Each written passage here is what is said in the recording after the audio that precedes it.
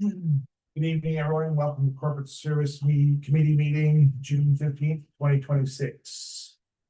Before we open the meeting, we'd like to take a moment of silence to recognize the two police officers who lost their lives in the last 2 weeks.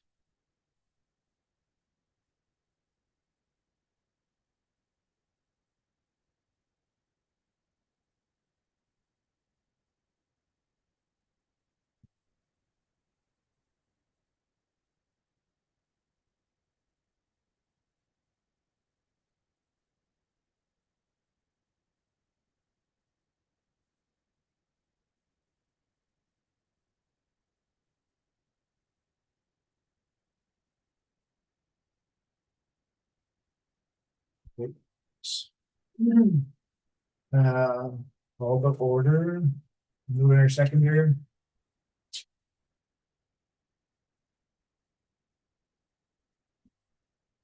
Moved by Jason, second by Steve, that the Corporate Service Committee meeting be opened at 7:02. All in favor? There. Adoption of agenda, moving seconder.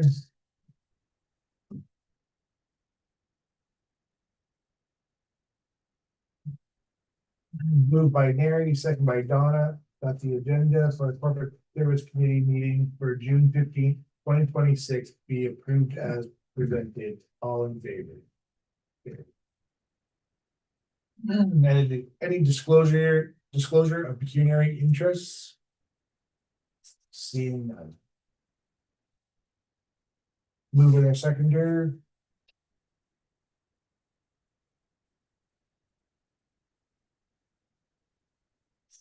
Moved by Donna, second by Jason, that the minutes of the Corporate Service Committee meeting held May 25th, 2026 be adopted as presented. All in favor? There. Presentation delegations, none from this meeting. Number 6, items for discussion. Procurement bylaw, draft amendment. From discussions that we've been having, the procurement bylaw has been amended, on page 7, section 1. It's the first one.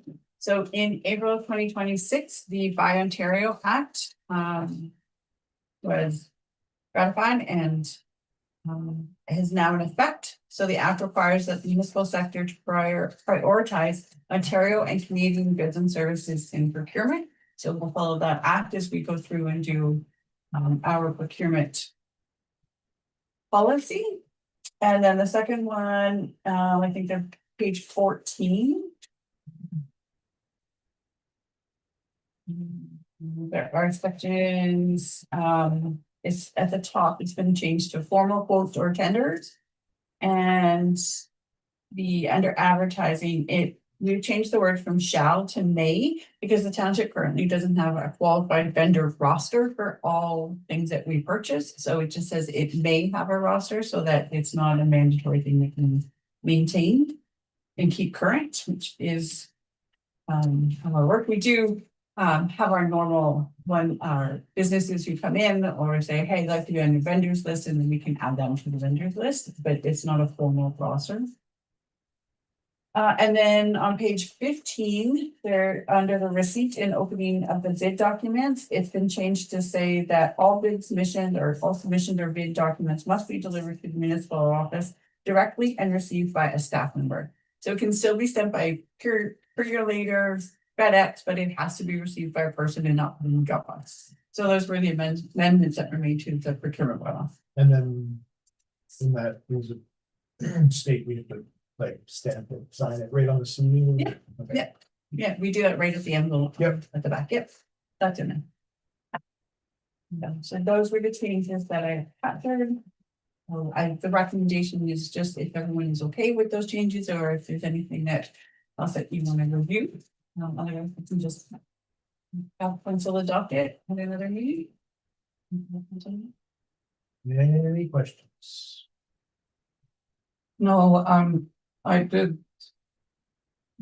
think that the department heads sure their limit is high, but then reading it, as long as it has been passed in the budget, it's in our budget, then it's acceptable to do it that way, yes. So saying along the same lines, the delegation, so it says that the department heads can delegate. But I would hope that that there's a limit. So I didn't see that there was a limit, because I would hope that you wouldn't delegate. You know, to the front office clerk at $200,000. I know. So I would like to see maybe a limit or. I mean, yeah, but like, I mean, I give my credit card to staff to go get, I have a limit on a credit card, staff just goes. Is it a limit in, I'm sorry, do you know where To the purchase, I guess, to purchase. So is So- it under designate, like I can designate that the deputy clerk will purchase this, or if it's in my absence? Then they have the ability to, I think it's just vague, because it just says that you can Okay. delegate to staff. So if you're delegating to the deputy clerk, not a problem, right? But well, except for an amount, wouldn't delegate anything. it doesn't say so. So I think it's more, Actually, for me, it's more in your absence, so if they're making a decision, it's one thing if you ask them to go, can you please go purchase this, and you've given them the authority, and yeah, they're taking your credit card or whatever it is, that's one thing. It can't be in your absence, they have decided to make a purchase. Yeah.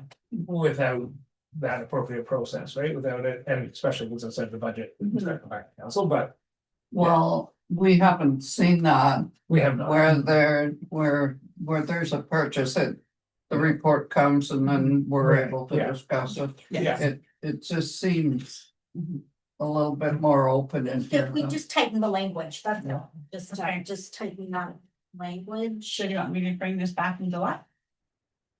I don't know that, You need the. normally I wrote it down. You've been so wonderful I for know. that.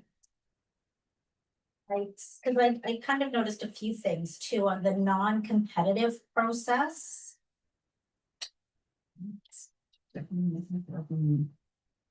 The delegation of.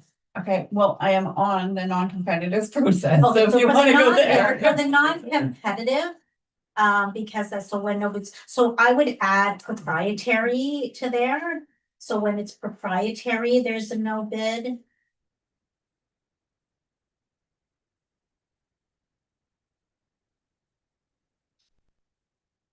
And then the following services, in the list, I think it should be, as non-competitive goods and services such as.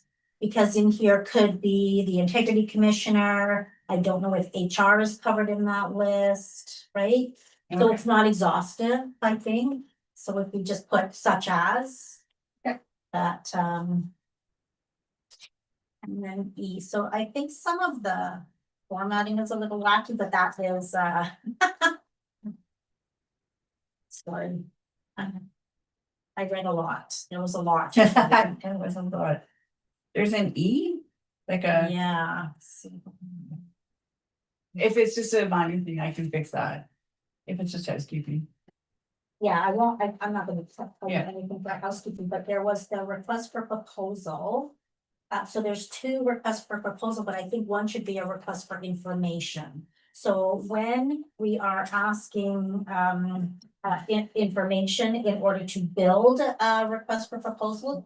So the difference between an RFQ, an RFI, an ROEI, and RFP.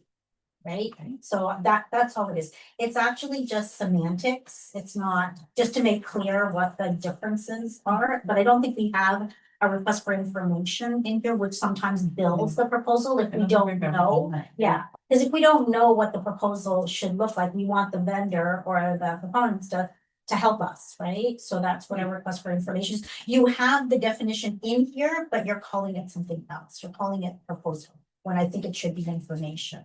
Because I saw two requests for proposals. So if it's okay with the group, we can take this offline, because it's not changing the spirit of it, it's just, Just changes. yeah, just tightening it up and making sure that it's Or it can come back, it's up to. We're asking to council anyways, right? Yeah, So yeah, I'm fine if you go ahead and have to do that, because it's coming back to us in front of us again anyways. so- okay, so, yeah, so Anybody I've else got have- some notes here, that we can. Perfect. Okay. Yeah, I don't think they're material changes. They're not material changes, just things that will just tighten it up a tiny bit, it's good, it's just that, Put all the comments in the right place, Don. yeah. Yeah. All right, B.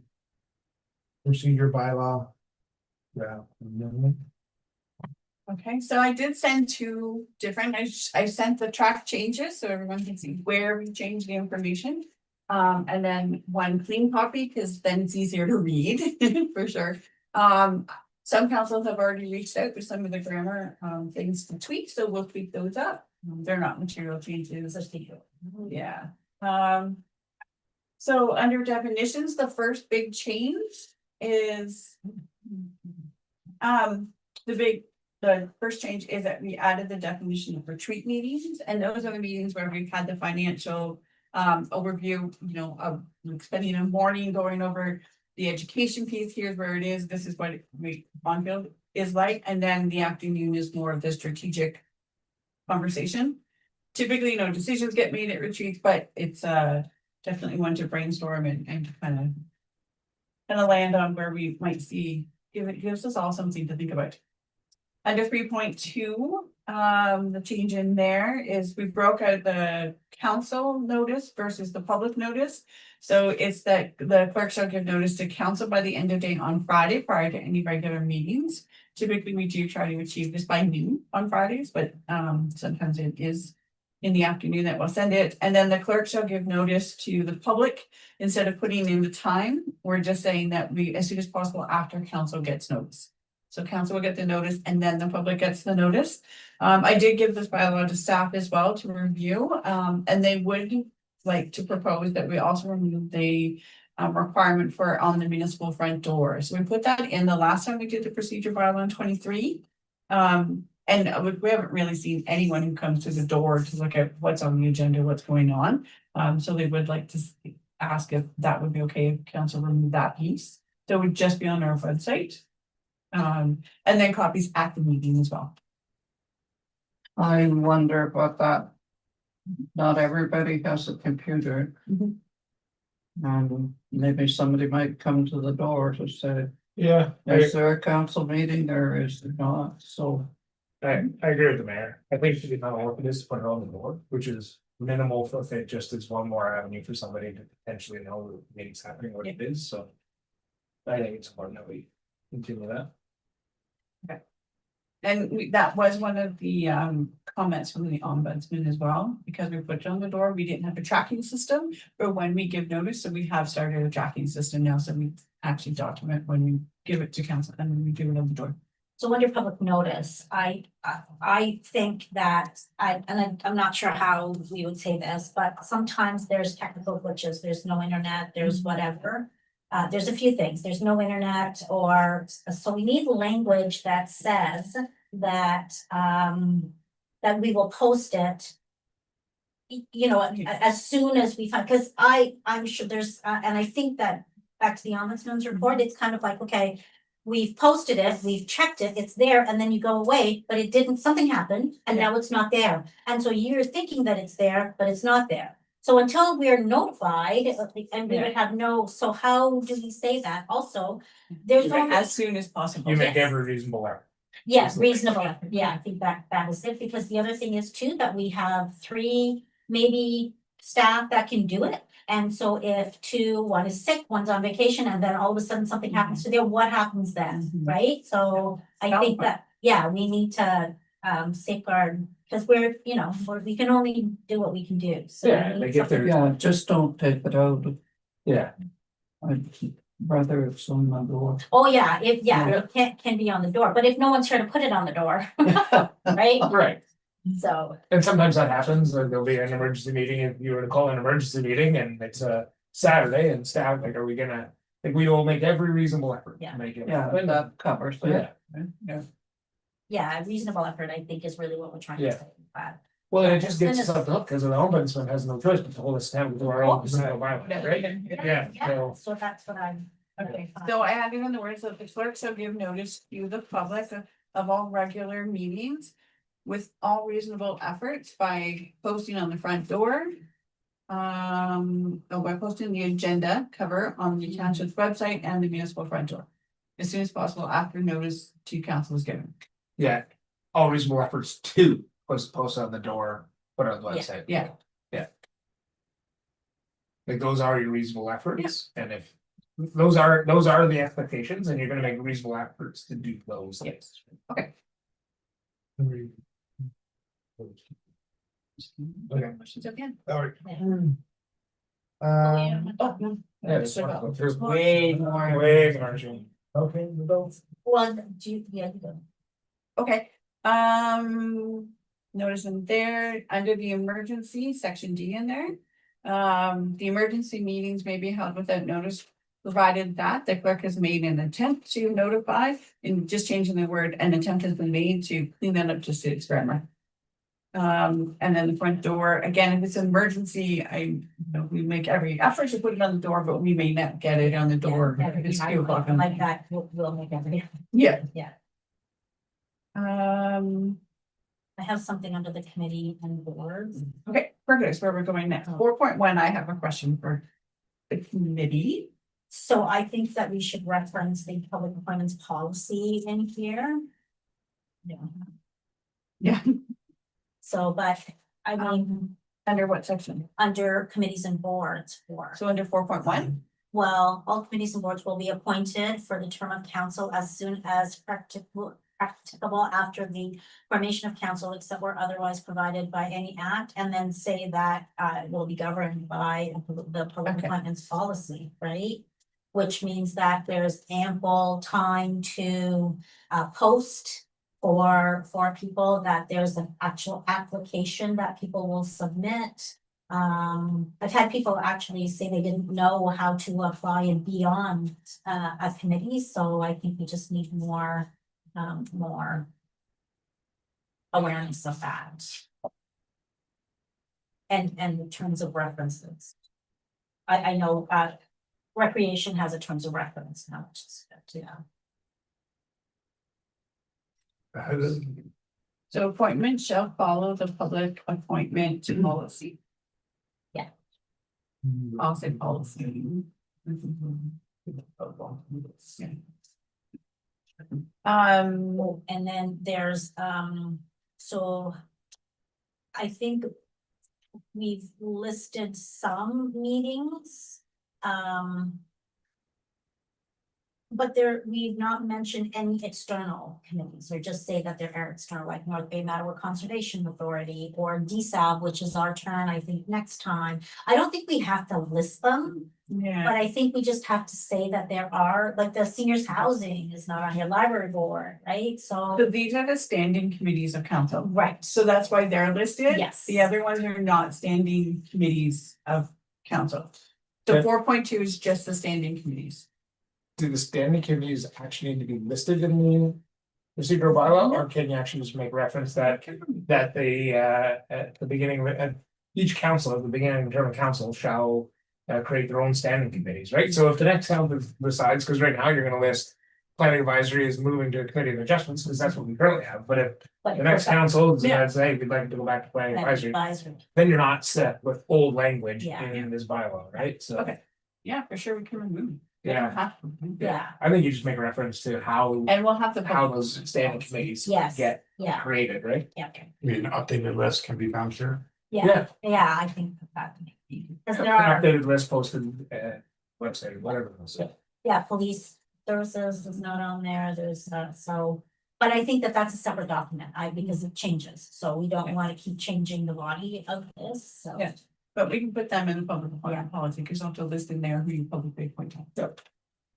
Okay, 4.1, I did have a question, the structure and the process of the committee and boards, chairs and vice chairs shall be reviewed annually. I don't believe that was done. In 4.1, in the last term, we didn't change the chairs or vice chairs. Is that something that we want to move in? Is that something that we feel is necessary? I like, to me, I like it, you know, the chair is the chair for the term. Yeah, the continuity. I mean, obviously, if something changes or a request comes in that somebody is, then But yeah, I mean, Is that 4.1? I think it's far more productive to stay for the full term, yeah. as opposed to switching every year. Some of these, you know, you just kind of get your feet wet and know what's going on, and then you're already up when the switching. yeah, I agree, for more continuity and it just flows better, with the same person. Oh, go ahead. Yeah, no, I think that that's. No, go ahead. I was just. About 4.9. Okay, can we go? Yeah. We'll go. Well, I have 4.2C. Do we still want to call it the rec committee? In a bit, Well, we're not calling it anything. Oh, now we're because taking them all calling out? it but I still need to put it in the public appointment It policy. should be recreation and events, because then it's. No, sorry, recreation, events and culture. That's what we have, right? Yeah. Recreation, events and culture, because then the short abbreviation is right. Oh, okay. Recreation, comma, events. Okay. And, Making it the right. Events. and can I just put it out there again that even on the public appointments, I don't. Cause is it smart to hamstring us into a specific list as opposed to? Council can actually then say, look, we know, like, this is the council, this was here before, those are good committees to have. But if the council comes in and says, we don't want that committee, we would like this committee instead, or we would like the committee of. Something else, then it just allows more freedom for a council to make a decision as to how they think that they would like to engage the public. I think when the Princeton House coming in, they would have to meet and over it and change their terms of reference. Yeah, I'm just saying, like, we're gonna, I want to change the terms of reference to a committee. Like, when you get a brand new council that comes in, do you want to change the terms of reference as soon as they come in? Do you want, so typically, if we had a public appointments bylaw, it would say the front page would be, here's the process, so you would have to apply for an application, apply to sit on the Oh, committee. yeah. But how can you apply to sit on the committee No. if you don't know what the committee is, the name, or what the terms of reference are going to be? But the procedure bylaw and what's happened in Bond Hill for a very long time has been that the first meeting of the council, those committees get set. So you appoint who's going to be on it. So if we don't have a list in there to say, these are the committees that we have, this is the name, this is the terms of reference, which is coming. Then we can't start the application process until well after, so you're into the new year before that happens. but And then I. you lose that continuity. But if that first council meeting is exactly what you said, like that council will determine which standing committees it will be and. That there'll be members of the public appointed to it and all of those kinds of things. How much does that delay the process? Because really, until council actually says that. Are you really even able to advertise that you want members of the public? Because then all of a sudden you've kind of hamstrung that council and be like, well, no, we're actually not gonna do that committee, and now you've had 3 people would apply to it, and you're like, well, yeah, sorry, we're not doing it anymore. Or we've decided to change the scope of that, and we've added this additional responsibilities into that committee, or whatever it might be. I just wanna make sure that we're not creating these so structured that it's like. There's no ability or a hard ability for the next council to come in and be like, wow, we would like a different. Well, committee or I other things." think that there should be something for the next committee to come into that's there. And not any different than this council that has changed committees Mhm. throughout the term. If these committees are not satisfactory to the new council, there's nothing stopping them from changing those standing committees, right? And I think that there should be something set out when you come in. These are the standing committees. And then as they move along, oh, well, like we changed the committee of adjustment to planning. That, to me, I think you need something there to start with. In the And bylaw itself, okay. Are you gonna, Here, but in the appointments bylaws. Yeah, Yeah. yeah. so is there a set how many committees there are? So if you want a new one, you have to take one away? No, No, No, well, the next council, so they can have 17 vote. yeah, Maybe yeah. get rid of one. I Um, mean, good luck. But I'm just thinking, so I mean, corporate committee, I think if, I mean, the inauguration is November 15th. So we need ample time for people to apply or ask questions or what have you, so it probably would be January 1st before people are appointed in the next. Like, you know, realistically, is there going to be a RC meeting in December? There's an event in December. Yes, there is. Which hopefully is already pre-planned and, And there's no volunteers because there's no committee. right, okay, so recreation, So like historically, I've been on rec now, I think 8 years or something. So some has not a council, when some is council member, that just rolled over, like a lot of our volunteers that were on the committee that are just part of the public, they just came and knew people that were on council showed up to run those meetings. so we're just formalizing it a little bit, so they just fill out an application, if they're still part of it, but there's just an application now. So I think that, which is fine. Yeah, Yeah, so I would say rec committee is one that, yes, it's needed in December, but I think the others may not necessarily need to start until January. No, I don't know. but like there's one thing to say it's in a bylaw, which is a big deal to change, like it's committee Yes. readings, it's all of that, versus we have the bylaw, which sets out public appointments, and then we can have a policy. Yes. And in that policy, it can say, here's the standing committees, so it's listed and it's there. But it's much easier to come in, and if the next council says, that's not what we want, then you're just changing, you're updating the policy, it's to have to go through a whole bylaw change. That's my thought process on it, just because I think it's faster at that point. For a council to. I don't think it's faster policy versus bylaw because it's still one council meeting to set what you want, one or two council meetings for a new council come in and say, these are the committees that we want. And then whether I'm changing a policy or you change the bylaw, it's still the next council meeting that you change that document. Which is repeal. I mean, we have to record that we repeal a policy, just we repeal the Yeah. bylaw. I guess if it was decided in a council meeting, if you, and you were given the authority to change the policy, you actually don't need a vote on it. Cause you had it, so that's what makes it faster, it doesn't have to Yeah. come back, right, where a bylaw has no authority, you don't have the authority to make that decision, right? Yeah, so if we put the high level rules in the bylaw, then, yeah, and then we point to the public appointments policy. Yeah. Then, and that will have like the meat and potatoes, this just is the overarching, how it's gonna be set up and that might be.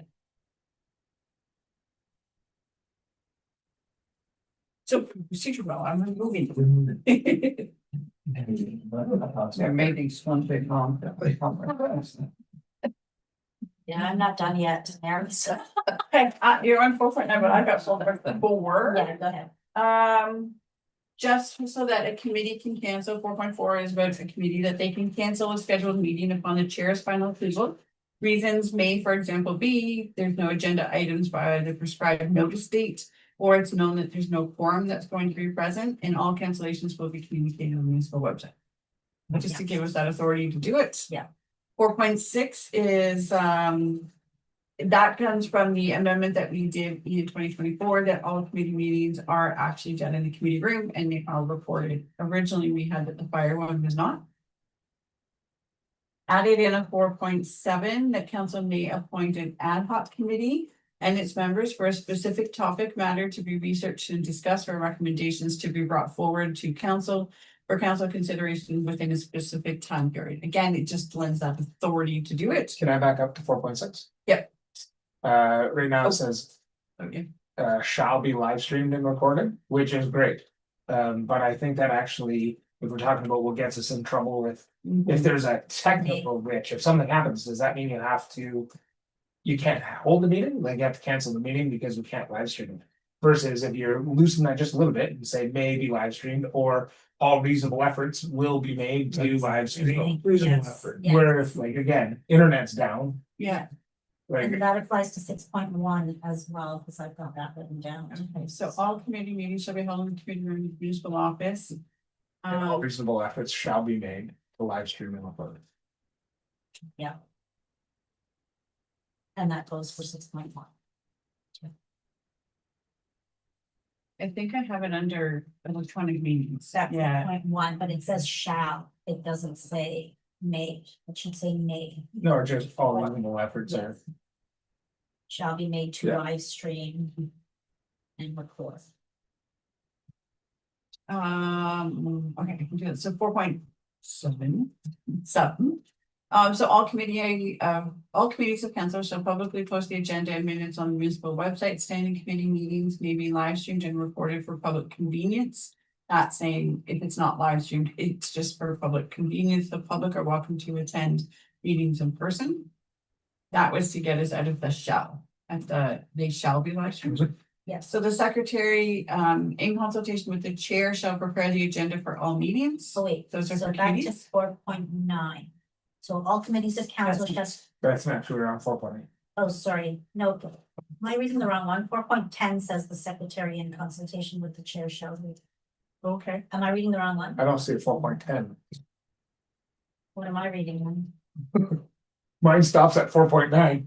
Mine says Yeah. the secretary in consultation with. Oh, Am yeah, the I one reading the that old is- one? The one that's completely cleaned has a 4.10, Yeah, so Oh, that because I'm, I cleaned up the numbering system. fair enough. Yeah. so 4.10 is the secretary, but 4.9, my 4.9 says all committees of council shall publicly post the agenda and minutes on the municipal website. Standing committee meetings may be live streamed and recorded for public convenience. So my question is that the standing committee agendas are posted. But the documents in the agenda are not, like the council meetings, that is. So, which is fine, and I understand why, because if they had to go through this, we would have version control and who knows what would be out there. But is there something that we can do to say if people would like a copy to contact the office? Because there's been a lot of questions, because they don't know, how does the public know what we're talking about if they don't have a copy of it? Like with a disclaimer that says that this is under review and this is what we're discussing, but this was kind of what tripped us up a little bit. Do you know what I mean? I think so. So Remember, we had all of those requests. It's like, okay, well, no, you can't have this one because we're working on it. This is an old one, like, how do we get around that? So under freedom of information, any document that's a draft is not public, Okay, is not considered public. So it's only once it's gone to council is it a public document. So when it's at a committee, if there's a draft that's at a committee, and from all the training that I've taken, this is what I've come to understand. And we've had a few MFOIs, so when it's at a committee, it's still considered in draft, and council hasn't had the opportunity to review the document yet. So if the public are reviewing it, they're reviewing it before council. okay, So council should technically be after a committee, because council appoints who sits on the committee. So otherwise, we would have 2,000 people looking at every draft and providing comments into it. So you have to limit it to just those people. So council is set who is on the committee. They review it, they make recommendations to council, then it becomes a public document. okay, that makes sense.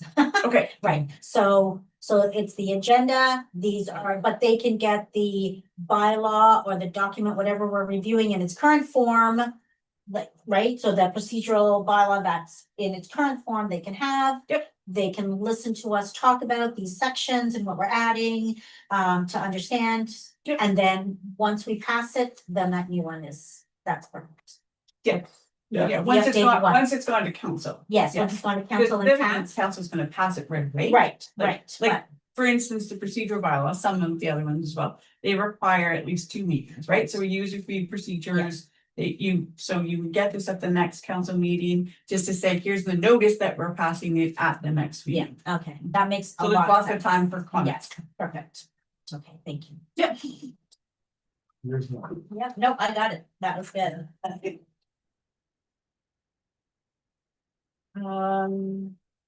So in 4.9, for most of them, 4.11 for the clean version. We changed what the agenda looks like, so the agenda for a committee doesn't need to have as much detail as an agenda for a council meeting. Still main topics and stuff, but typically like we have presentations and items for discussion and then an items for motion, and really everything gets discussed and the motion gets passed at the same time that it's being discussed. So we don't typically have, although we're going to tonight, have the discussion and then the resolutions after. So we just merge those two together. Essentially. I think that's it for me for committees and boards. Anyone else? The next amendment I have is for special meetings in section 5.4. Renumbered a number of them, but again, that the head of council may at any time, those were all the same wordings, I just changed the formatting. And I made them different sections, so it's very clear, just to tidy that up. And then 5.5, council may plan and hold retreats for strategic planning and or educational purposes. The meeting agenda shall be posted on the municipal website for the public notice as soon as, the website for public notice as soon as possible after council has received the notice. The retreat shall not be live streamed or recorded, and the public are welcome to attend in person. General minutes shall be taken. Again, generally, we don't pass a lot of motions of those retreats, so just trying to spell out what that special meeting looks like so that there's some clarity on that as well.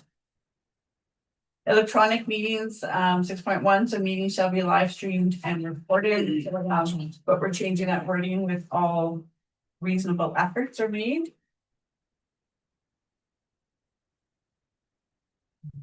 Still the goal to have them live streamed and recorded.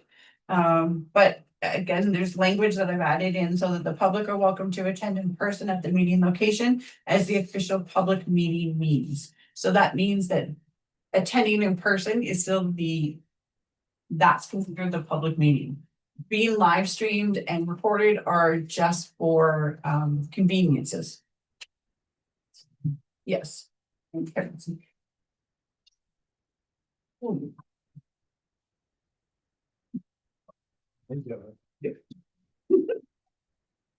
That's right. Just pull down then. Yes.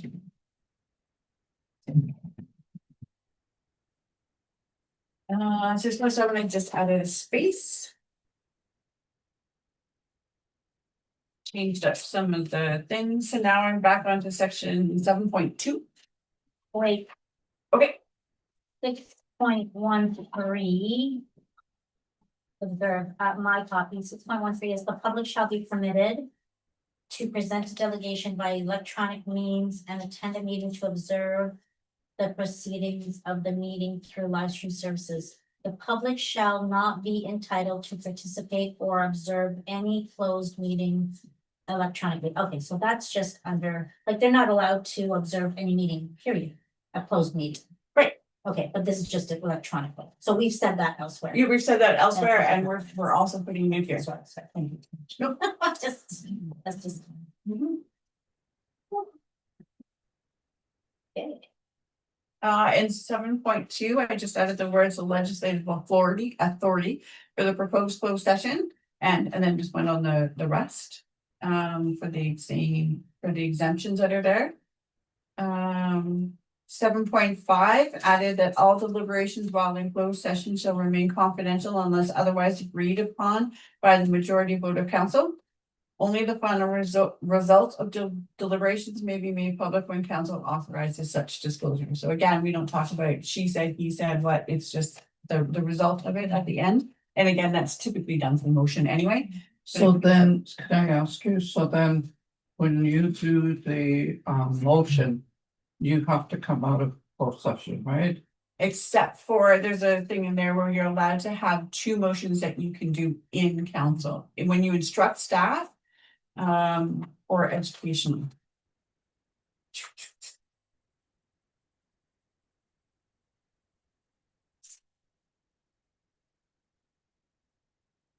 In 7.4, so,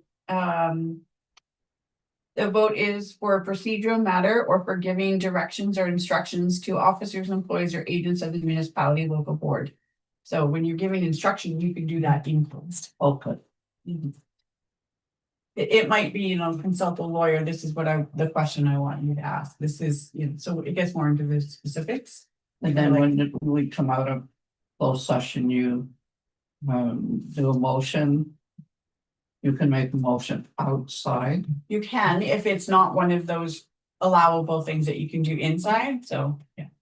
And when you come out from adjourn, either when you go in, you state the general nature of why you're going in. Or when you come out, you state the general nature. So typically we say, under section 239 2B, we're going in for identifiable individuals. And then you come back out and it'll say we adjourn or we reconvene to open session having discussed. And then we write what we discussed. You can do that. 7.6 is just, again, a best practice when we going through with the ombudsman. It doesn't pertain to us, but they do recommend that everybody have this one. That's 7.5 and 7.6 that they say. So when you're in closed, all electronic devices must be turned off throughout the closed session of council, with the exception of any electronic device the clerk needs to record the meeting. So council does get to attend by in closed session electronically. So that would still have to be open, but everything else should be closed. I'm on 10.1. I'm done. Okay. I read the rest and I don't have the rest for all that stuff that I've already. Okay, so quorum, a quorum shall be majority of members, and should this quorum not be present 15 minutes after the appointed time for the meeting to commence, and I put without excuse, because we did have an incident where we waited the half hour because we knew that we were going to have quorum. Well, we still had quorum, but we just waited. The half hour or 15 minutes? So it's 15 minutes, but yeah. So typically after 15 minutes, if you don't have quorum in a committee or a council, then you have to adjourn the meeting and it goes to the next scheduled date. Yeah, but I did put with it. So if somebody's like, I'm going to be 5 minutes late, and you can keep going for 20 minutes, right? So you don't have to adjourn it. So, but if they call to give you just give me 15 minutes and I'll be there. 10.2 is just about the Conflict of Interest Act, about when you can go down to 2 members if there's conflict of interest in there. Hopefully that never happens, but It did happen in time. yeah, it's a provision in there. That was the clause I called you guys and asked you about. Remember, I was looking for that, so. It's in the Conflict of Interest Act, but now it's in our procedure bylaw as well. Yeah. The agendas, just tightening the wording up there as well, and adding senior manager. So the clerk, in consultation with the mayor and the senior staff, shall prepare the agenda for all regular meetings. I added a question period on the agenda because that was new this term as well, since we've done the update. In G, we put in adoption of committee and boards minutes, and then the boards. I listed the boards, again, I don't have to, but this is on the agenda, it's just information purposes, because we only put them on the agenda when we actually have the boards. Right. But I did miss the library board and the police services board. So those are 2 of the standing or 2 committees, like they're local boards, as opposed to the standing committees that we have, so they would go on here as well. So North Bay Conservation Authority is not a local board? It's not one that we would have there. They typically, we put them under correspondence. Okay. They don't typically ever ask us to pass something. So the library, we have to pass the budget. The police services, we pass the budget. Okay. They send us the budget, we pass the budget, but really, I think we put the library one in correspondence. you want to? Okay. No. Oh, I think it yeah. should be, but I think we have in the past put it under correspondence. yeah. But it should be under. Yeah. the handbook. And then do we need to list them all I then? don't think. Can it not just say adoption of committee and board minutes? Yeah, so this is just to say that these are the committees that we would put here. They're not going to be listed on the actual agenda. And that's why there's like a section down there that says committee will be listed when the minutes are presented. But I So would only take when- out, because this is the bylaw, so I would take out the list. And just say that committee will be listed when minutes are to be presented, so take out the list. Okay, Because these are, I'm just wondering how do we differentiate between what committees? Because this doesn't actually show, right, like on the agenda when we put it out. But how do we differentiate between the ones that we need, that council needs to adopt? adoption So- of committee and board minutes motion. I have to put maybe adoption of standing committee and board There you minutes. go. So that it's not, Yes, so it differentiates. yeah, there has to be some wording. Yeah, I mean, you could even put under correspondence and then put a little list of what is in correspondence. Right, Right, which are external committees. And and more regional, yeah. Yeah. Under correspondence, we do want to put, there'll be two headings, so it'll probably, we would like to put yeah, correspondence. And then resolutions for support and then information only, so Yes. that when you get your list, it's gonna be divided out. Yeah. So we want to put that in. Yeah. And then we switched up the confirmatory and the closed session so that we don't have to do that, it's just automatically. nice. 12.2, any member of council may have an item placed on the agenda by submitting, adding the words, because it just said in writing, but a memo regarding said item. So if you're a delegation, you have to submit in a letter to say what you want to talk about. But it didn't specify that with the council one, so we're just saying a memo regarding the item in writing. And again, still the same deadline as the public. Or by majority vote of council. You can add an agenda item at the beginning of a meeting. Yes, so technically it should, you can add and it should go to the next meeting. So that would be under a council motion, so later on in here. So technically, so the whole point of having an agenda is so that the public knows exactly what you're gonna talk about, right? So I know sometimes that it's Switch it up just, on the it's last time one. sensitive and we have to add it when we do the motion for agenda, because it's time sensitive. But then the public isn't aware that we're having that discussion at the meeting, so. When it says in here that the, the proceedings shall be based on like the order that's in the agenda, and then we add something in the agenda, we haven't given any public notice for it. So why do we pass the agenda at the beginning of our meeting? To say this is what we're talking about. But everybody knows it, we can't change it. Right, can I say Montville's the first one I've ever had when you do this? So, like, not every municipality passes the same motions when they do the agendas. So the agenda doesn't always get. But if you have the agenda, and like, absolutely, like, I myself said, hey, we need to add this to the agenda because it's time sensitive. Yeah. See, So, you know, but then we're breaking the rules about public notice. so, yeah, so How my do you balance? understanding was, if with enough notice, guess what? If somebody's bringing something forward, it's gonna be discussed because they gave enough notice and it's on the agenda. If they don't give enough notice and they wanna put it on the agenda for something to discuss. Like without, like the day of, or during when the meeting starts. Yeah, now you actually have to move by the majority of council. Council says, sorry, you're not gonna add that to the agenda. It's not getting talked about. And we've done that before. Yeah. Yes, so you wanna put that council has to have that 2/3 vote too, to have it added and talk about it? Alright, So we suspend the rules under section 2, we suspend the rules when we're suspending. Like something was already discussed within the 12-month period, right? Mhm. So we're suspending that rule to say that, that for that meeting only, we're suspending that rule. I'm just going to see if it actually states what it does.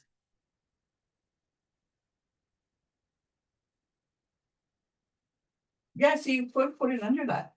So if we amended the agenda, we could put that amending the agenda requires a 2/3 vote from council.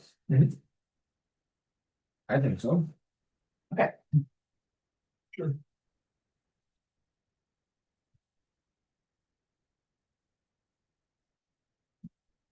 Yeah, it's all in.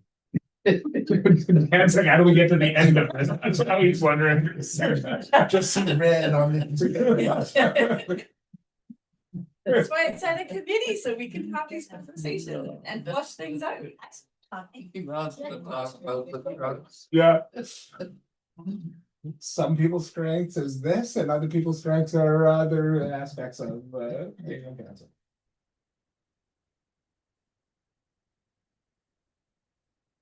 Some people's strengths are doodles. Pretty good. So I'll add the 2/3 vote under section 12.4. So the business of council shall be disposed of in the order in which it appears on the agenda, and no new items will be introduced unless authorized by council under the adoption of the agenda with a 2/3 vote. Yeah. But then this opens it up to. Why would we ever say no to someone? Then? Why would we ever, so then whenever we have an agenda, if somebody says, no, I really need to talk to you guys today, and they want to come in, so we don't have our delegation bylaw, or our delegation policy, so are we leaving it too open? If we put that you can just change the agenda without public notice? A member of council. Council, that's what I thought it was member of Yeah, me council. too. Yeah. So that's still 0.2.6, 12.2. Okay, so just there. Okay, thanks. We turn the page. So we're done now? Wait, done, guys. Okay. And unless everybody's read this and no one has any concern. I had no more concern. Yeah, Neither did I, and we just had a 15-minute conversation about something I had no concerns about, so go tell me. We've come this far with this. let's just go through to make sure then. I just stated that the clerk of the deputy shall be the secretary for the council meetings. In minutes, it's the member shall inform the clerk's office for reasonable of all planned absences, late arrivals, or early departures from council meetings, because we need to put them in the minutes.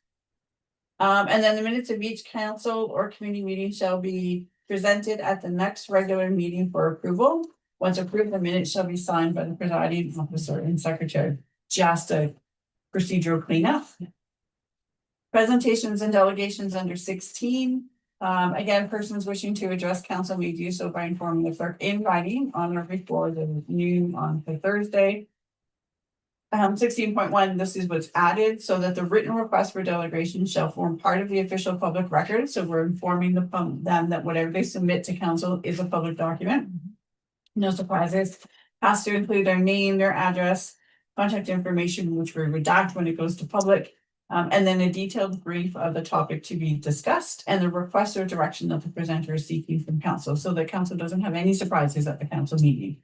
So it's kind of like, and any material that they want to bring should be submitted prior, like with their meeting. We always tell them that with their delegation request, so that council has all of the information that they might need to make a decision that evening. No new information. Yeah, the time's up. Yeah, the time is 10 minutes. Yeah. Or if there's 2 people, 5 minutes each. And there's still a maximum of 3 presentations in the meeting. Presentations and delegations and question periods shall not be permitted on the following topics.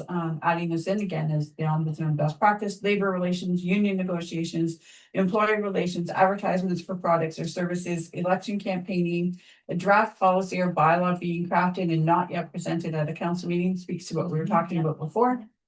A matter that council has made a decision on within the past calendar year, which is 18.2. And any other matter that would not comply with the proceedings of council. So if somewhere else there's a rule broken, they wouldn't be able to go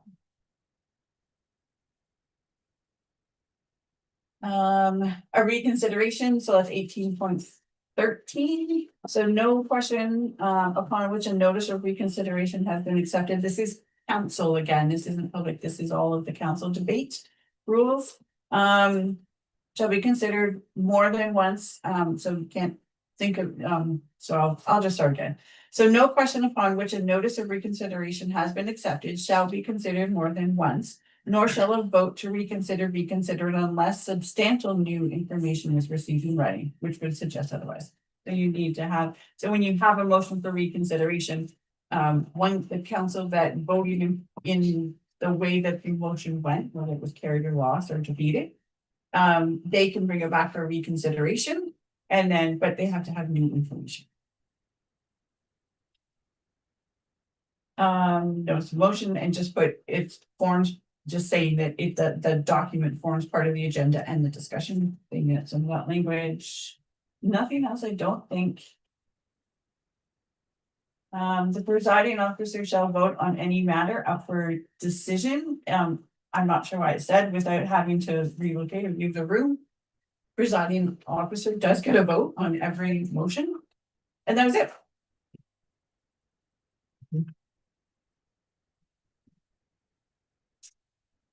Remember a second, Nothing more though. to amend. Look at us, we're almost on a roll. Boy. Yeah, like Saturday for next. It's 10 o'clock. That's, Report on the township fleet, public works light duty trucks. Currently Public Works owns a 9-year-old pickup truck that's reached the end of its economical service life. Truck has been assessed by both staff and a qualified mechanic who have identified repair requirements around $12,000 to maintain the vehicle in a safe and reliable operating condition. The vehicle has experienced increased maintenance requirements in recent years, resulting in higher operating costs, increased downtime, and reduced reliability for municipal operations. Vehicle currently would also not pass a required MTO inspection to obtain its safety standards certificate. The purchase of a new pickup truck would provide the following benefits: improve reliability and reduce downtime, lower maintenance and repair costs, enhanced safety for municipal staff, increased fuel efficiency, and reduced overall operating costs. And it would be continued support for the public works operations and emergency response activities. It's suggested that this pickup is purchased with the following: a crew cab, an 8-foot box, a slip tank, and a gas motor, not a diesel motor. As well as a towing package, and a spray and bed liner and heated mirrors. The financial impact with this, the estimated replacement cost of the truck, including the slip tank and lighting, is approximately $80,000 plus taxes and licensing fees. Funding for this proposal, proposed purchase could be purchased through 1 year-end surplus, 2 the asset management reserve fund, or 3 financing as approved by council. The municipality may recover a portion of the replacement costs through the sale or trade-in of the existing vehicle. Given the current condition of the existing pickup, it would be suggested to list on GovDeals or a similar platform. Given the age, condition, and repair requirements, which are exceeding $12,000, replacement is the most fiscally responsible option. Continued investment in the existing vehicle would not provide long-term value and would expose the municipality to ongoing maintenance costs, operational risks, as well as safety concerns. Staff therefore recommend that council allow staff to obtain quotes from local vehicle dealerships for the purchase of a replacement pickup. The purchase of a replacement pickup that meets the operational requirements of the Public Works Department, while providing the best overall value to the municipality, is in the town's best interest. This proposed vehicle replacement also supports council's objectives related to maintaining municipal infrastructure, ensuring operational efficiency, protecting staff safety, and providing reliable services to residents. I guess, what would be the time frame of, like, I get that truck's needs a lot of body work. So we'd be How- lap corners, rockers. What's the time frame you'd be without the truck? Oh, without a pickup? Yeah, mid-construction season. Yeah, probably a couple months. That's why, like, I've reached out to a few local dealers. And the price that was initially given on a pickup was a build to order. They said they can also look to see if there's anything sitting on a lot. It might change the specs a bit, but they said no, the possibilities are there. So. You're looking just to get a 3/4 ton. So well, one of the, I got 3 quotes. The one quote was for just a 1,500 crew cab. The other one was for a 2,500 gas, which would have been this one. Yeah. But I mean, I think the biggest aspect around the larger vehicle with a gas motor is, one, it's, heavier suspension, towing package. 2, we'd be able, with an 8-foot box, to put the slip tank in the back, have it secured to the frame, have placards on the vehicle, all that good stuff. So Yeah, and carrying the weight of the fuel, I think 3/4 tons a smarter move for the half ton. because we've got the excavator that needs filled, because it's usually on site instead of floating it back to the shop every single time. The compactor that's at the landfill, that also needs filled. And usually, like any rental equipment, like a roller or something along those lines, right? I mean, most people don't realize how big a tank is on an excavator or a piece of equipment, so to fill up with 15 jerry cans really doesn't make sense. Well, your compactor takes about 400 liters when it's full empty, yeah. so. A lot of jerry cans. Yes, Just on the financing options, I assume it's a little early. Are we projecting a surplus at this point? Right, so I did want to speak to the whole surplus and versus an the reserve. So it would come out of the reserve because it's not in the budget. So it would technically, it should come from a reserve. That's why we have reserves for when we have emergency situations. Like we do have older fleet. We talked about this at our last corporate services meeting. All the other fleet has passed the safeties, their annual safeties. This one would not pass an annual safety. So it's more of an emergency one that we have to do. So it can come out of the priority reserve. But each year we do have a surplus. So at the end of the year, if there's a surplus, we could just say that came out of the truck comes from the surplus as opposed to a reserve. But without having a resolution to say it can be used by the surplus. So if we all do well with managing, we don't know. I mean, we're halfway through the year. We're not completely done all of the construction, all of our projects yet. So we don't know if there will be a surplus. It's just where does council want that to come through first? Do you want it to come from a surplus or just automatically take it from the asset? Do you know financing rates at this point? Or was that part of any of the conversations you had? No, so essentially, when I went in to speak to their manager at the dealership. He mentioned it was anywhere from 4 to 8 weeks for a build. A truck on the lot they could have next day. We were given 2 different incentive packages. So there's a government fleet program incentive that they could tack on there. There's another one because we already own a vehicle. Well, most of our vehicles are Chevy vehicles, right? So there was a bit of a kickback on that as well. But for finance rates, no, I didn't discuss them. Because I mean, it would, if it's 5%, then like, yeah, that would finance. If they're giving us free money at this point, then I'd be like, well, let's take the free money with the option of paying it off if we have it year-end surplus. But just to give us options, but Test our borrowing limit too, right? yeah. I don't think, I assume. 3/4 times you get the 0% 0%. interest. Yeah, it's Friday. Yeah, no, So I don't know what the interest rate is, but I know you just don't, you don't. it's get the not free zero- money. You don't get the zeros. Yeah. Last I checked on vehicles, it was 7. Well, it depends where you Close go. to 7, yeah. I mean, And You can buy a but towels for zero. to speak to You find with a segue here. a tender versus on lot as well. So we did word the resolution so that it could be a invitational quote. Because if we want a brand new by tender, it is like a build. So it's not just what's on the lot. So we just want to see what's on a lot so that we can get the best price and take advantage of some of those incentives. and a quicker turner. Yeah, the quicker turnaround is really what we need. Are we stuck with Chevys? Nope, we're not stuck with anything. It's just been our typical fleet. It was just one of those killed 2 birds with 1 stone. When we were dropping off the top for service, I figured I was there so I could speak to the. Alex, can I ask you something? I think in here it said it would be a gas vehicle. Correct, As yes. opposed to diesel. Yes, Would you not get better mileage with the diesel or so a bit more? the problem that we have within a municipal setting, if we take our 1 ton, for example, right, it's diesel. The problem is that truck doesn't get worked hard enough. It doesn't tow heavy weight constantly. It's not, running highway speeds. Most of its time is Yeah. slow or idling, right? So on a diesel engine, the way that the emissions are nowadays, it doesn't really make sense in my opinion, because we're running into issues with DEF systems, we're running into fuel system issues. Most of our issues on the 1 ton have all been DEF related, right? DEF tanks, DEF pumps, all that kind of stuff. So DEF's essentially urea. And cold weather, right?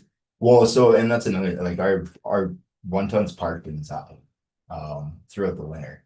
So, the elements aren't really, it's not exposed to the elements. But I mean, I just think makes more sense fiscally to purchase a gas vehicle opposed to a diesel, whereas Well, like it's if we were just a looking, question. if we were looking at a plow, like a plow truck, 100% you want the diesel because of the weight that it's constantly towing around and like how hard it's working to push that snow. It's just that the pickup truck won't get worked enough to capitalize on like the fuel economy of a diesel, right? So And you're $15,000 more just because you're getting a diesel option. yeah, diesel's gone up quite a bit. So and the price of diesel per liter is Through the roof right now. Yes. Okay. So, I guess, out of reserves with the hopes that we have some surplus that we. We might, Yeah, I agree. pinch the pennies rate again, so hopefully we can. Afford it in year, but turn it off. Well, we just have to think about it, right? Oh, yeah. Which one? Oh, Good one. okay, we'll just keep working.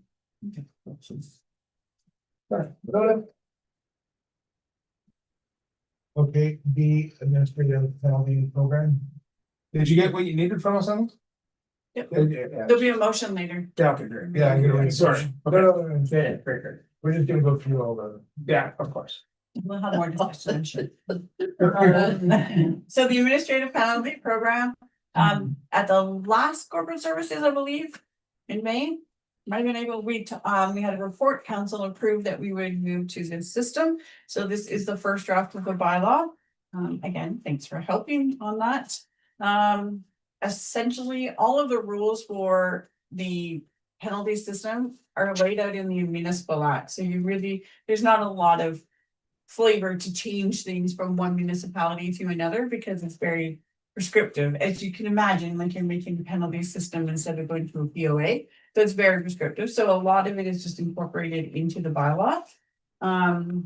We talked about how there's screening officers and that would not be anyone in the township.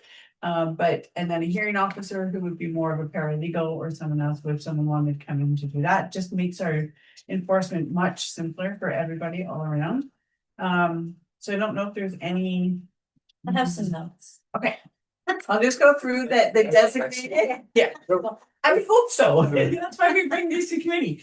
So the designated bylaw are the animal control, the licensing for the short-term rentals, the travel trailers and RVs, open air burning, property standards and zoning. Now the zoning bylaw, they're doing a bill 119 right now, so it's not adopted yet, but it's in this bylaw so that you don't have to come back. We can just make those prescriptive things once the province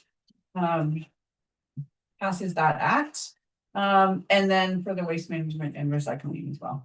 So, okay, hit me with your question. So just my first comment is that as with everything that we've done previously, I'd like to see some language about educate first, right? So Okay. how, and I think we've done this before. We want to ensure that, hey, we're working with you, maybe you're not aware of this or whatever. So the first time is educate and then. So that's in those individual bylaws. Yeah. So it wouldn't, until we got to a point where we would go to set fines, this wouldn't. Oh, end, right, Right? right. So this only kicks in after we've done everything else in those bylaws. Okay, Yeah. okay, just making sure that, because it's not. Compliance is always the. Yeah. Hopefully and, education does that. Right, and I guess the one thing that I do wanna say about this book, is. I think this is gonna save a lot of time and cost. It's gonna, on both ends, Yes. both for us and for the homeowner, for the resident, so that it's not as, and, on our judicial system, right? Because that's kind of why they're doing, and I see that, with the zoning, the new zoning stuff, I think that's, so the province is even looking at, making it more robust. Yes. So, The province is also adding building and fire. yeah, I saw Right, that. so- Yeah, When they are encouraging Yeah. municipalities to Yeah. do this so Yeah. that they can free up the court system. yes, those are my, Jason. all I have. Covered. Yep. I'm good. Your coffee. Mary, I think it's pretty high. I don't know if I'm doing anything wrong in there. I don't know if I have $500 to pay my fine. So- So the set fines, the fines that are in there, Yeah. Really. well, yeah, so they're by the solicitor general, right? So when council set those bylaws, well, way back when they set those bylaws, then we did the set fines, and all of that has to get approved by the solicitor general. So they review the short word, they make sure that the fine is in line with other municipalities, with the offense. So they go through that as well. So they've been approved. They go through the municipality, not provincial. Right? Those For- fines come to you. Yeah, those fines, yeah, as much as, because the old system was the POA, so we would have to get them approved, now they don't have to go through the Solicitor General. But if anyone challenged them, there was an unrealistic fine in there, I mean, typically any bylaw is like under 500. There's somewhere you can, I've seen them, it depends on like first offense, second offense, or somewhere else, where there's some that are higher, but you generally like an animal with a dog running at large, it's a minimal fine. Right? Just enough to say, please don't do this again, to hit them. But then some of the more serious ones where, you know, after you've done your 3 levels of education and trying to get the compliance, then there's a higher fine attached to that. I have seen them up to $1,000. I think there might be one in here is $1,000, but it's after, Sure. yeah, and it's after a number of attempts to reach compliance. So I did a bit of research because I wanted to see where we landed from other jurisdictions, and because lots of other municipalities have already done ramp bylaw, and I would say we're low on most of them, which is fine. Like I'm not complaining that we're low, but lots of other municipalities, large and small, have much bigger fines, much bigger penalties. Actually, even fine, but then we do, and I'm fine with that because really this is about compliance and education. So, hopefully. I think for sure, I agree with Donna. We have to, if we're enforcing this, we certainly have to educate people. Yeah. And we've always taken that stand. Yeah. And I see a lot with the cats. It's, Yeah. I really do like the fact that it's set up where there's a third party, so if they get a penalty assessed to them and they wanna appeal it, it's not an internal appeal, we actually bring in a third party that. Well, and apparently or another, maybe it's Yeah. another municipal Yeah. CIO that has no skin in the game or something. Screen, yeah, it has to be at different levels, right? So by the time you get to your hearing officer, it really is like a court. Yeah. It's just that you're dealing with your hearing officer, so it needs to be somebody well versed in legal. Sure. And law, so. No, I like that, it just ensures fairness for and no bias to the situation, so.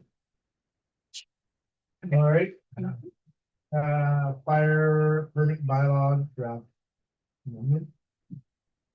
Okay, so at the last meeting, we talked about the fire permits and wanting to amend some things, so keeping in the same wording as bylaws 25 and 24, sorry. 25 and 27. One's for the fees and one is for the actual policies of open air burning. So the bylaw outlines the fees, it's typically $50 for a permit. And then $300 if you're burning without a permit, that would go under the use amp policy though, that $300, that's under that user fee bylaw. And the committee recommended to waive the fee for the permit only, so the permit is required to provide notice to the volunteer fire department that the applicant is proposing to light a larger fire. Currently, it's a 4-day permit, so it can be managed and confirmed that there are sufficient resources available during the stated period. If weather conditions do not permit the fire, the applicant can reschedule the 4-day period at no cost. And the permit also requires the applicant sign it that they understand the rules and provisions for the fire, such as wind speed limitations, resources they must have on hand to control the fire. And the penalty for burning without a permit should remain. All of these procedures are in place to reduce the risk of an out of control burn. In discussions with the fire chief, there is limited concern about waiving the fee. However, the recommendations to the committee is to continue the requirement for the permit of the burn season. So again, when we say what the fire season, the burn season is, that is from April 1st until October 31st. And then there's a definition for off season, which is November 1st to March 31st. So we're proposing that when we speak into it again, but those are the definitions of those. So the off season, there's no permit required. Right, so that's into the next section in here, that the general provisions. That during the fire season, open air burning shall be only permitted between the hours of 5 PM and 7 or 7 and 7. During the off season, all burning shall be in compliance with this bylaw with the exception of 4.0. So we are saying that currently, we're saying a permit is required in the winter. we're saying in the off season, I was try to use the same language. So we're saying a permit is required in the off season. And the proposed draft removes that. So during the fire season, again, April to October, we need a permit. There's no cost, it's just to make sure that there's awareness that we have the resources available and you know what you need to have in order. And That that's you for understand. everybody. Yes, that's Yes, for that's- brush fire, everything. Campfires are good for the life that you put in, right? Yeah. And then on the off season, Yes. which would be November to March 31st, there are no permits. There's no fee, there's no permit, you don't have to come in, you can just burn it on your property because it's off season. I think that makes Yes. much more sense. So it's essentially what the proposed bylaw will change. So it's, we're adding those words during the fire season, you need a permit and the fees are waived. Yeah, I'm good with it. Fine with that. It just cleans it up a lot. Yeah, A note, I did also remove the fee then, that would remove the fee for the campgrounds as well. No one else is paying a fee, so then the campground that fee as well, so that can be a discussion point, but. I'm sure. this really is all about just educating, making sure Education, people yes. understand, like Yeah. sign off, that you know what the rules are, Yeah. that sort of that. Yeah, and we have the resources. Yeah, So if somebody is lighting a really big fire, as much as we have what those rules are, we know that people are burning some of those and bigger than 6 feet. So we want to make sure that we can actually respond. Yep. Or if somebody's driving by and saying, hey, I see a fire here, it's like, oh yeah, but I know about it, it's Yes. okay.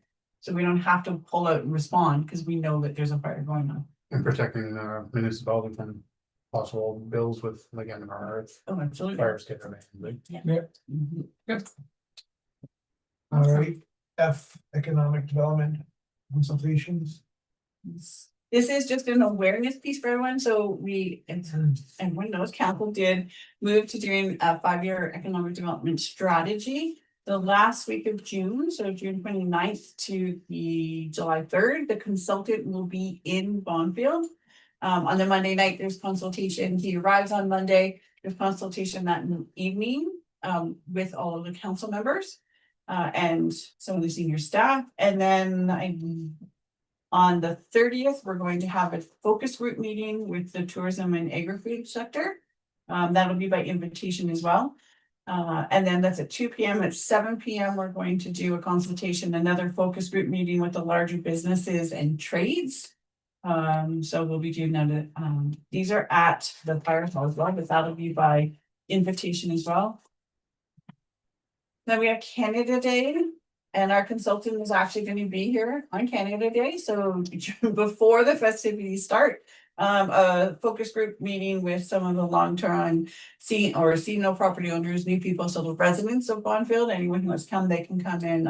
Again, we have a list of people who we will invite.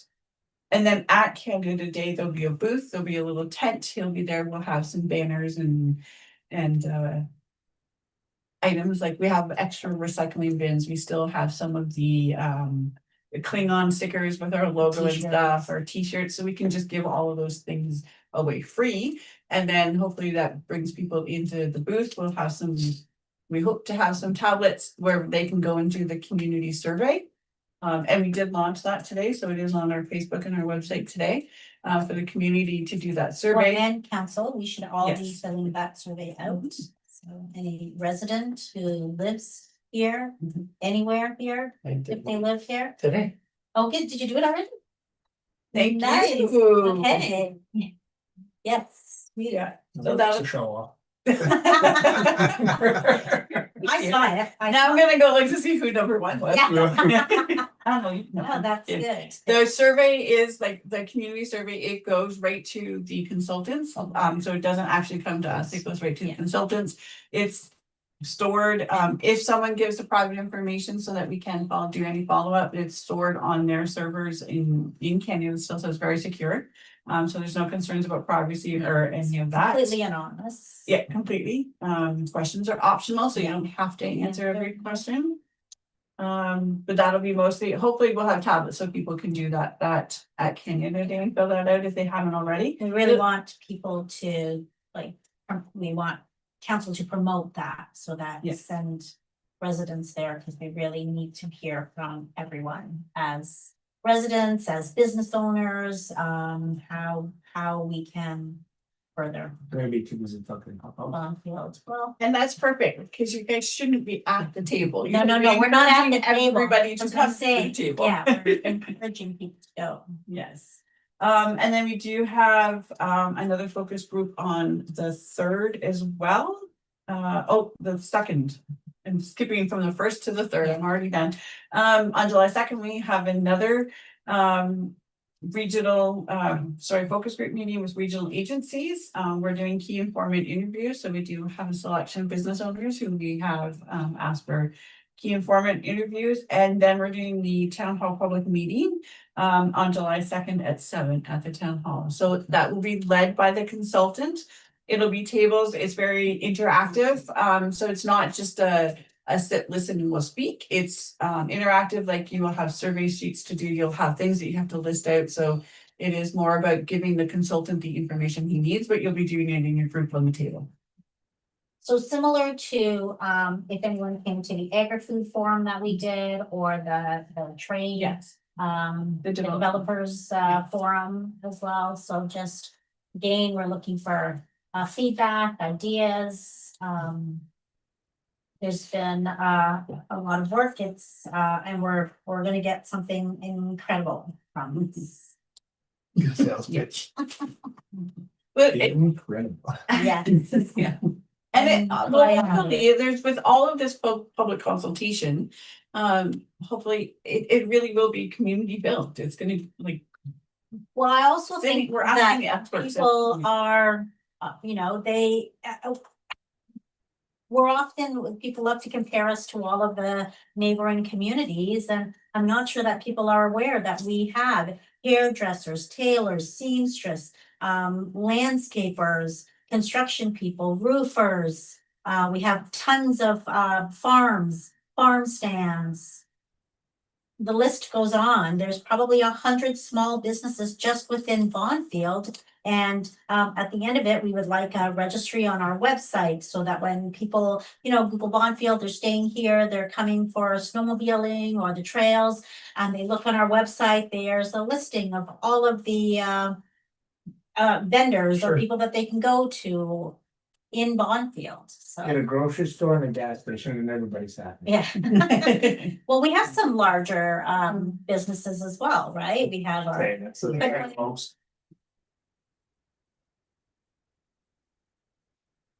so yes, that's our plug for economic development. in Bonfield. Yes. All right, moving to See you guys second. all.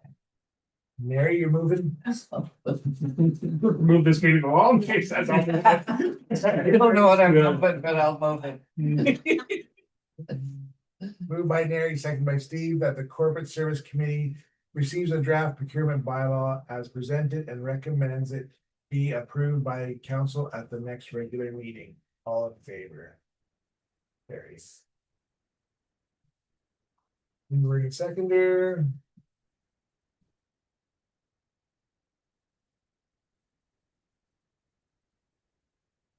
Moved by Jason, second by Donna, that the Corporate Service Committee receives the draft procedural bylaw and amended. Further, that notice be given at the next regular council meeting for intent to amend the bylaw at the July 14th, 2026 meeting. Following. Carry. Moving seconder.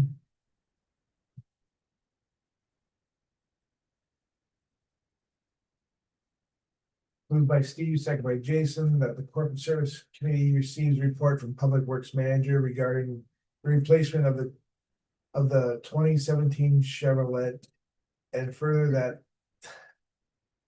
the committee recommends to council to purchase a new 2500 Chevrolet gas with a slip tank for a total budget of $80,000 through invitational quote process.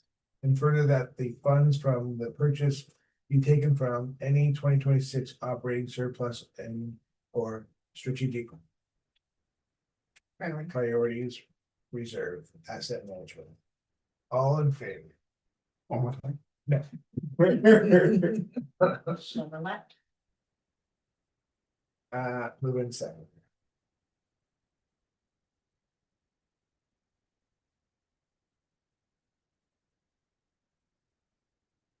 Moved by Don, second by Jason, that the Corporate Service Committee receives the draft administrative penalty bylaw, and further that the committee recommends council adopt the bylaw as presented.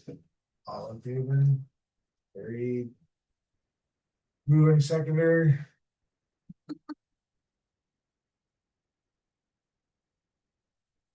Moved by Neri, second by Steve, that the Corporate Service Committee receives the draft bylaw to amend bylaw 2025 -25 and 2025-27 related to brush and windrow fires, and further that the committee recommends the council adopt the bylaw as presented. All in favor? Carried. Can you change the 25s to 24s? The year is 24. My mistake. Sorry. Can you read that again? We still have to read it again. We're good. We all got it the first time. Mover and seconder.